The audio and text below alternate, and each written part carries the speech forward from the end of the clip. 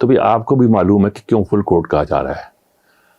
سب کو معلوم ہے کہ فل کورٹ اس لیے کہا جا رہا ہے کہ لوگوں کو آپ پہ اعتماد نہیں ہے, آپ پہ اعتماد نہیں ہے.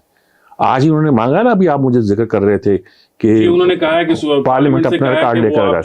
جی وہ ٹھیک ہے, وہ بات ابھی آپ نے کی تھی کہ پارلیمنٹ کا ریکارڈ لے کر آئے. اگر اس سے پہلے پارلیمنٹ ریکارڈ نہ دے کہ آپ ہماری کارروائی پہ دخل اندازی نہیں کر سکتے, اور ساتھ ہی اس کے بعد وہ جو ان کی پریویلیج کمیٹی ہے اس پہ ججوں کو بلا لے, تو سر معاملہ پھر اور خراب. دیکھیے نا, جج نہیں جائیں گے, وہ آبویسلی جائیں گے, اور پارلیمنٹ ریکارڈ نہیں دے گی. ہیڈ آن کلیوژن ہو گیا نا جی. آپ جب یہ صورتحال پیدا کر رہے ہیں, اصل بات یہ ہے, کسی نے بڑی اچھی بات کی ہے کہ میری دعا ہے کہ جو ہمارے چیف جسٹس ہیں یہ اچھی عزت اور اچھے وقار کے ساتھ ریٹائر ہوں. اور مسئلہ یہ پیدا ہو گیا کہ انہوں نے جس صورتحال, بھائی ان کے ساتھی ججوں نے بڑا اچھا مشورہ دیا تھا کہ سیاسی معاملات کو ہمارے ہاں آنا نہیں چاہیے. یہ سو موٹو آپ نے لیا کیوں ہے بھائی؟ ہائی کورٹ میں پینڈنگ میں فیصلہ کریں گے, جب اپیل کے لیے آئے گا آپ دیکھ لیجئے گا. آپ اڑتے تیر کو تھام رہے ہیں, جس سے میں نے کل کہا تھا, ایک پرانا محاورہ مجھے یاد آیا ہے. اب ہماری زبان میں کئی محاورے ایسے ہوتے ہیں کہ وہ لفظی ہمارے ہاں ایک طرح سے متروک ہو چکے ہیں ہوتے ہیں, لیکن ہم استعمال کرتے ہیں.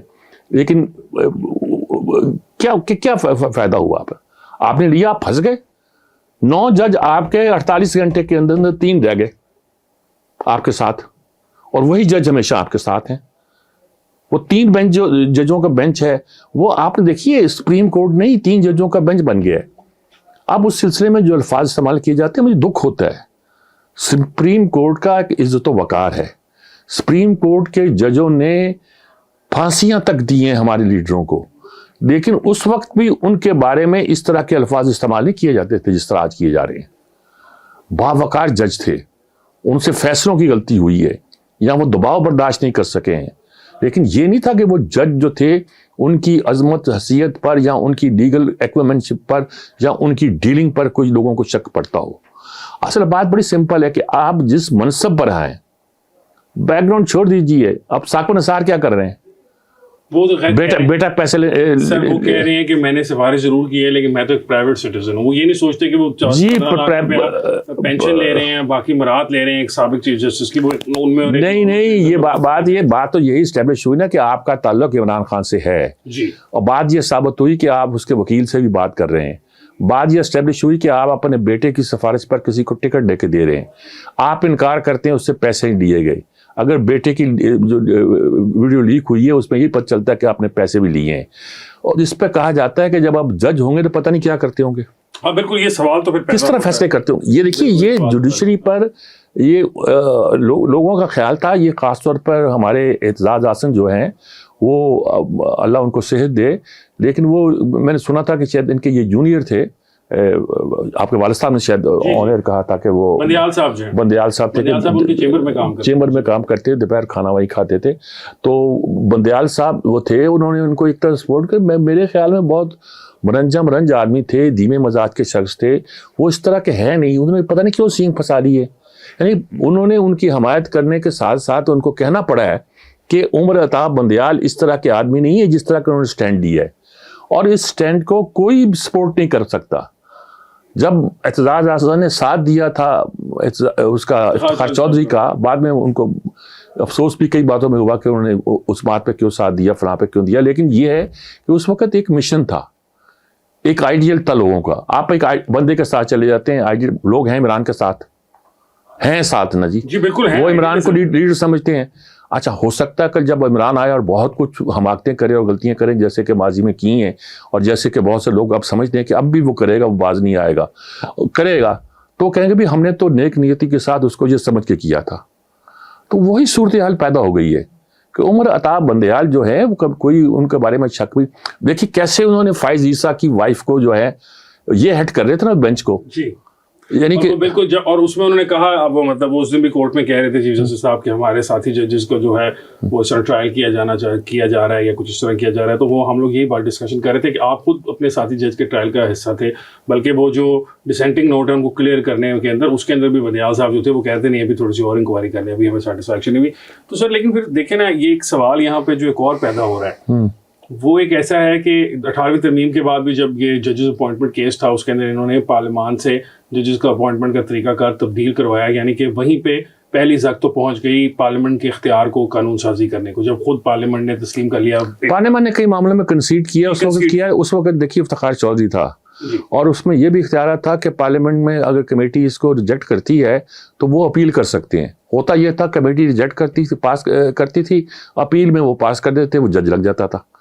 آج بھی وہ قانون موجود ہے. نہیں لیکن سر وہ میرا سوال یہ ہے کہ ہم نے وہاں جو پارلیمان کا ایک اختیار تھا نا جس کی آج بات ہو رہی ہے کہ وہ سپریم ہے پارلیمنٹ سپریم کورٹ سے، کیونکہ وہ قانون سازی کرنے کا واحد اختیار رکھتا ہے، لیکن پھر سپریم کورٹ کو بھی اس اختیار کو کے اندر حصہ دار بنا دیا گیا. اس کیس کے اندر پریسیڈنٹ سیٹ ہو گیا کہ بھائی اگر پارلیمنٹ ایک قانون سازی کرتی ہے تو سپریم کورٹ اس کو اسٹرائک ڈاؤن کر سکتی ہے یا واپس بھیج سکتی ہے کہ نہیں. مطلب پریزیڈنٹ کے پاس جو آئینی اختیار تھا وہ سپریم کورٹ نے کسی طریقے سے خود لے لیا، تو وہ اس کو بیس بنا کے وہ کہہ رہے ہیں نا. نہیں وہ ٹھیک ہے وہ کہہ رہے ہیں، میں کہنے کا مطلب ہے کہ پارلیمنٹ نے اگر کچھ چیزیں کنسیڈ کی تھی تو اب وہ کرنے کے موڈ میں نہیں ہے. آپ یہ کہہ رہے ہیں کہ اس بار پارلیمنٹ وہ موڈ میں نہیں ہے. وہ کہتے ہیں کہ جی آپ یو ڈونٹ ڈیزرو دس. دوسرے لفظوں میں وہ یہ کہہ رہے ہیں یو ڈونٹ ڈیزرو دس. ہم نے تو آپ پہ اعتبار کیا، ہم نے کہا کہ آپ کے ہاتھ میں انصاف کا ترازو ہے، آپ جو فیصلہ کریں گے قانون کے مطابق کریں گے، انصاف کے مطابق کریں گے، قبول ہوگا. ہاں اب آپ تو عجیب و غریب حرکتیں کر رہے ہیں، عجیب و غریب باتیں کر رہے ہیں، تو بھائی خدا کے واسطے ہم نہیں کریں گے. ہم کسٹوڈین ہیں اس آئین کے، اس ملک کے، اور ہم نے جو فیصلہ کرنا ہے وہ کریں گے. اگر اس سے عدلیہ کے وقار پہ حرف آتا ہے تو آ جائے، لیکن ہم ملک کے آئین سے کمپرومائز نہیں کریں گے. اچھی بات نہیں ہے، میں دوبارہ کہتا ہوں یہ اچھی بات نہیں جو ہوا ہے. یہ جو کلیش ہو رہا ہے نا پارلیمنٹ اور جوڈیشری کے درمیان، یہ اچھی بات نہیں ہے، لیکن اس کی بہت ساری ذمہ داری جہاں پارلیمنٹ پر ہے اس سے زیادہ ذمہ داری جو ہے عدلیہ پر ہے، اور عدلیہ سے زیادہ ذمہ داری اس کے ان 2-3 ججوں پہ ہے جو اس وقت جو ایک طرح کے رول کر رہے ہیں ہماری اعلیٰ عدلیہ کو. اور یہ صورتحال جو ہے یہ یقینی طور پر تشویشناک ہے. اگر یہ تاثر آتا کہ سپریم کورٹ کا فیصلہ ہے تو کچھ اور کہا جاتا. اب اس فیصلے کو سپریم کورٹ کے فیصلہ نہیں کہا جا رہا، بلکہ یہ کہا جا رہا ہے کہ 3 رکنی بینچ کا فیصلہ آ رہا ہے. جی تو یہ خطرناک بات ہے اور اس کو میرے خیال میں اس پہ غور کرنا چاہیے اور سوچنا چاہیے. ہم بہت آگے نکل گئے ہیں اور شاید واپسی کا کوئی راستہ نہیں ہے. جب واپسی کا راستہ نہیں ہوتا تو پھر جو راستے نکلتے ہیں وہ کسی صورت بھی ایسے نہیں ہے کہ ان کی تعریف کی جائے. اور دیکھیے میں نے بار بار کہہ رہا ہوں، آپ یہ نہ سمجھیے گا کہ وہ ساری قوتیں جو خاموش ہیں وہ خاموش بیٹھی رہیں گی اور آپ ملک توڑ لیں گے آرام سے، اب ہر چیز کو تباہ کر لیں گے. کرپشن کا جو معیار اس ملک میں بن گیا ہے، اور شاید خاقان عباسی بیچارہ پھنس گیا کہہ کر کہ اس میں 20 ارب کی کرپشن کی، اسے کہتا ہی میں حکومت میں نہیں کہا میں نے. آپ کا نظام بیوروکریسی نے ایسا بنا رکھا ہے کہ یہ کرپشن کر جاتی ہے، آپ کو پتہ نہیں چلتا. یہ سسٹم جب تک آپ پلگ ان نہیں کرتے یہ ملک ترقی نہیں کر سکتا. اور سر اس سسٹم کو پلگنگ کرنے کے لیے سب اداروں کے اندر کوہیژن کی ضرورت ہے. عدلیہ اپنا کام کرے، اپنے دائرہ اختیار میں رہے، پارلیمنٹ اپنے میں رہے، افواج پاکستان اور اسٹیبلشمنٹ جو ہے وہ اپنے میں کرے، اور بیوروکریسی اپنا کام کرے، تو ہی معاملات آگے چلیں گے.